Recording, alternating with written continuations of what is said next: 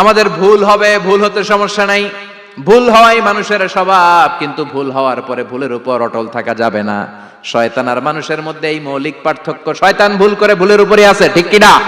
ক্ষমা চায় নাই, কিন্তু আমরা সকালে ভুল করলে দুপুরে মাপ চাই কার কাছে? 19 সালে ভুল করলে 20 সালে মাপ চাই কার কাছে? মৃত্যুর আগ পর্যন্ত আমরা ক্ষমা চাইলে ক্ষমা করে দিবে কে?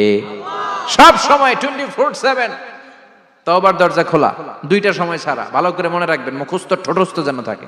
দুইটার সময় তওবা কবুল হয় না, চিৎকার করে বলেন কয় সময়?